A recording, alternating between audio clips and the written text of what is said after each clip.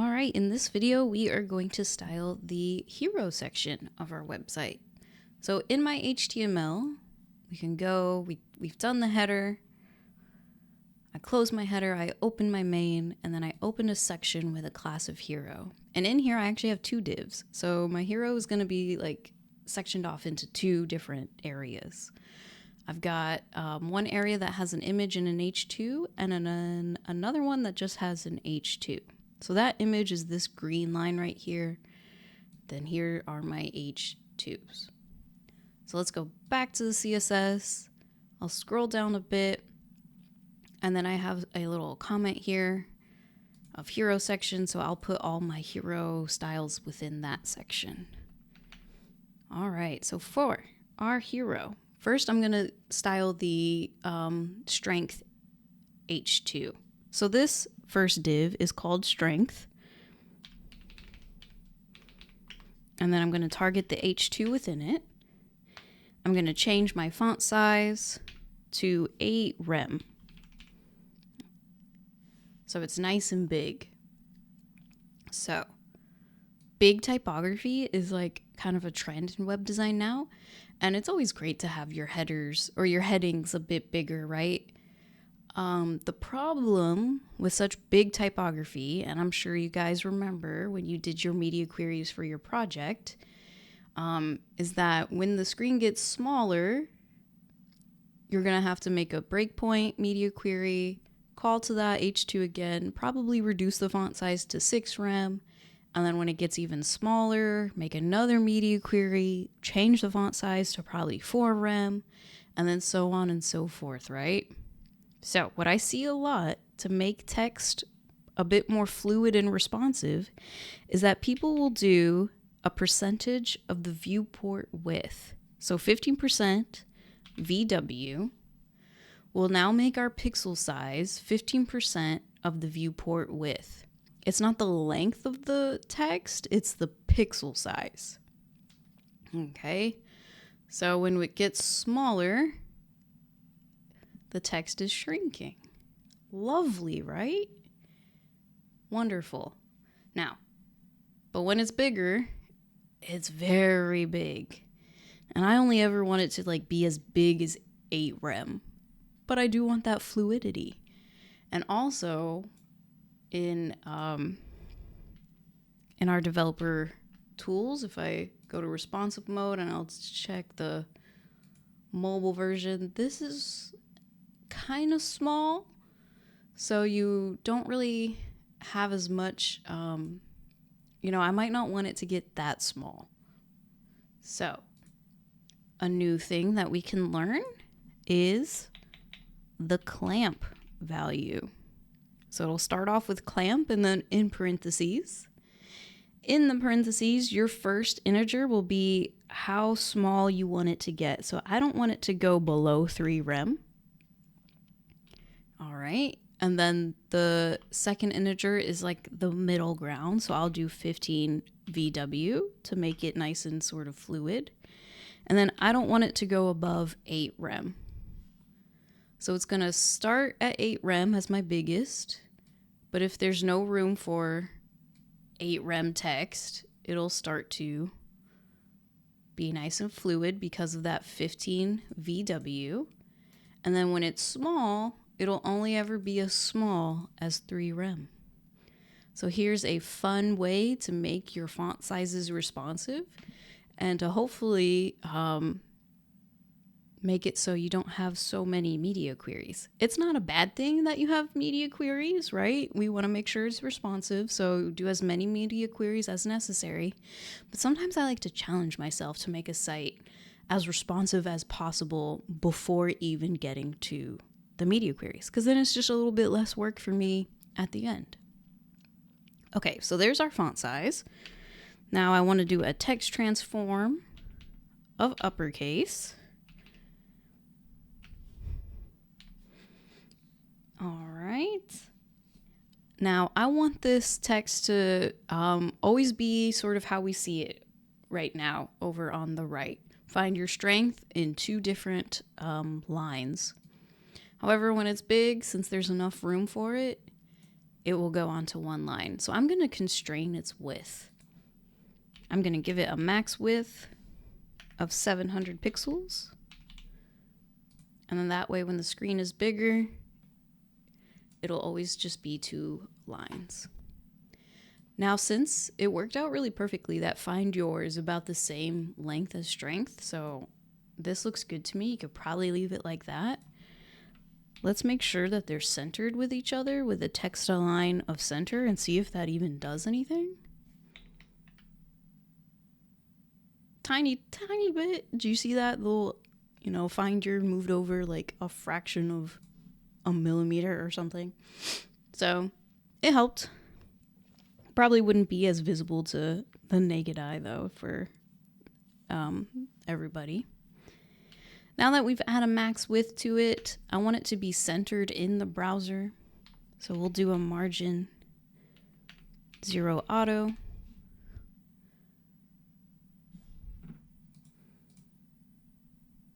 I used O instead of 0. 0. There we go. Margin 0 auto.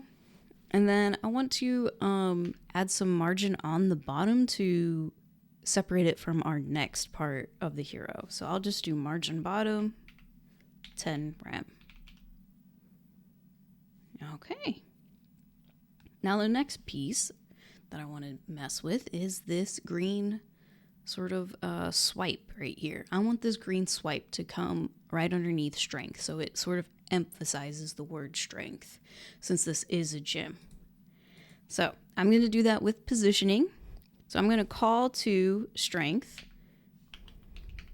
and I'm going to give it a position of relative, and that is because I want this image to move in relation to just the strength container, not the body. So I'll call to strength IMG. It's the only image in the strength container, so I can just call it to strength IMG. And I will give it a position of absolute. So now we can move it around. I will bring it in from the left by 50%, so it'll move halfway in. I will bring it up from the bottom by -20 pixels. Okay, so it's about where I want it to be vertically in the space. However, it's not quite where I want it horizontally. So I want it to be totally under the word strength. And I brought it in by 50%, so halfway. So what is happening is that this point right here is coming in halfway. However, I want this image to move to the left. So I could mess with my left and bring it in, by a little bit, maybe 50 pixels, 100 pixels. However, when it gets responsive, that space changes, right? The left space changes. So I still want to use the percentage so that way it's always in the middle of the container. So what we have to do is move this over to the left by 50% of its own width, the width of the green stripe. So we looked at moving things with transforms and a translate. I only want to move it along the x-axis, so I'll do translateX. And since I'm going to the left, it's going to be a negative integer. And I'll just do 50%, which says move it over by 50% of your own width. So this you will see a lot, and we're actually going to use it again in this project. Okay, if you like it like this, go ahead and leave it. I think it's kind of cool how it comes up above the E and the N and the G and kind of swoops back down. If you want, you can add a Z index to move it backwards in space. So a Z index of a -1 will move it behind the word strength. So whichever way you want to do it, I think both look pretty cool. So that's it for our little strength part of our hero section. We'll move on to our inside and out part. So this has a class of inside. And what I'm going to do is I'm going to bring in a background image. So remember, we do background image, then a URL with parentheses, and then in here is the file pathway to that image. So you might start typing your images folder and then slash, and what's going on? My file pathway isn't popping up like it usually does. That's weird. Remember, always look at your, when things like this happens, that usually means that you're not quite doing it right. If we look at our Explorer, our little file structure, this CSS file is inside of a CSS folder. So we need to come outside of that CSS folder, then go down into the images folder. So when coming outside of a folder, it's .. Now it's starting to help me, which means I'm on the right track. Then I'll select my images folder, and I will select the hero image.jpg. And there it is. Now in order to see this image, I'm going to give this container some height. This is usually the only time I add height to something, is when I want to see a background image. Otherwise, I let the content determine the height. That way it's much more responsive and you don't have to make a media query when the height has to get bigger for mobile. So I'll do a height of 570 pixels. And there's our image. Now our image looks good right now, but remember, always look at it, because by default, if the image is kind of small, it's going to repeat. So we can do a background repeat of no repeat. However, we can leave that out actually by doing a background size.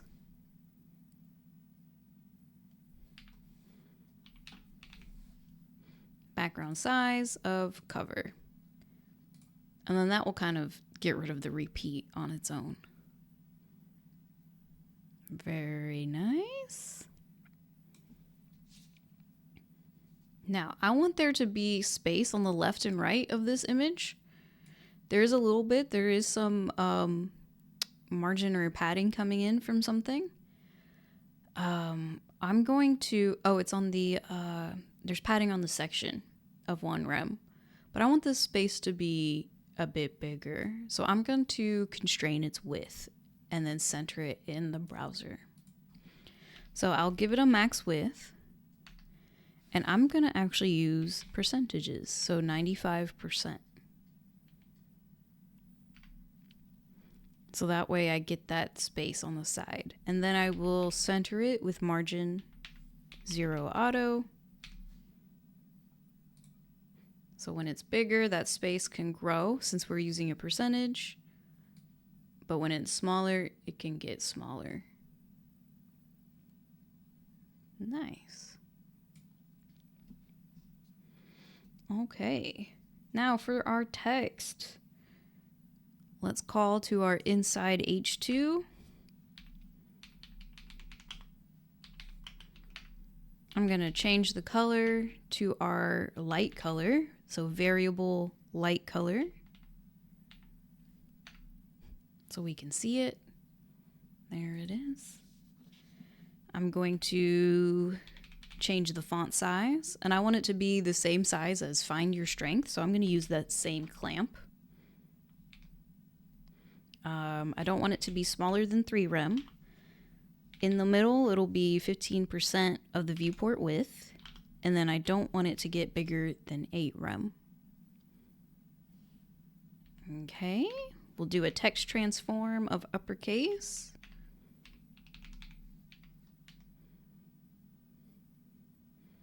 We are going to text align center.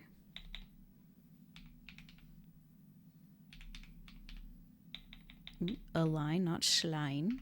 Text align center. There we go. Now it centers it horizontally, but I want it to also be centered vertically. So with CSS, there's more than one way to do something. I would probably do it with a flex box. So I would make inside a display of flex and then align items center, because remember that's vertical, and then justify content center, and that'll center it horizontally. However, I'm going to do position this time, just so we really get used to positioning things centered and the transform that we have to do. So I will position this absolute, which means I need to come into my inside style declaration and do a position of relative to make sure that the H2 only works inside the inside container. I will bring it down from the top 50%, and I'll bring it in from the left 50%. So now it's in the center, kind of. So remember, it's the top corner that is being centered. That's where the starting point is. So it's vertically centered, but it's not quite horizontally centered. We would kind of expect to see the eye be right around her shoulder here or armpit. So why isn't it doing that? I said top 50%. This is looking more like 75%. So we have to put our little detective hats on, go into our developer tools, and see where that extra space is coming from. So if we select our H2, it has a big margin, right? Because it's a big font size. So that margin is taken into account when you're positioning things. So let's take that margin off. So in our H2, inside H2, I will do a margin of 0. And now it's in the center. However, it's not centering based on the center of the H2. So we'll have to do a transform of translate. And I'm doing the X and Y, so just regular translate. So negative 50% to move it over to the left. Negative 50% to move it up. And there we go. Inside and out. Now, it is white text on a dark picture. However, there are light parts of the picture, like the highlights on her shadow and the light in the background. I think the contrast ratio is still strong enough to where people can read it.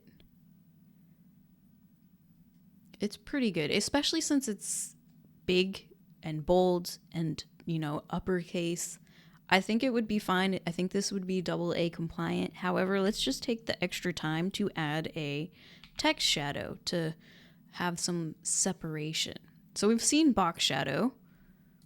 So box shadow adds a shadow in the shape of a box or around a box. However, text shadow will add shadow between or underneath all of the letters, no matter the curve or the thicks and thins of the font.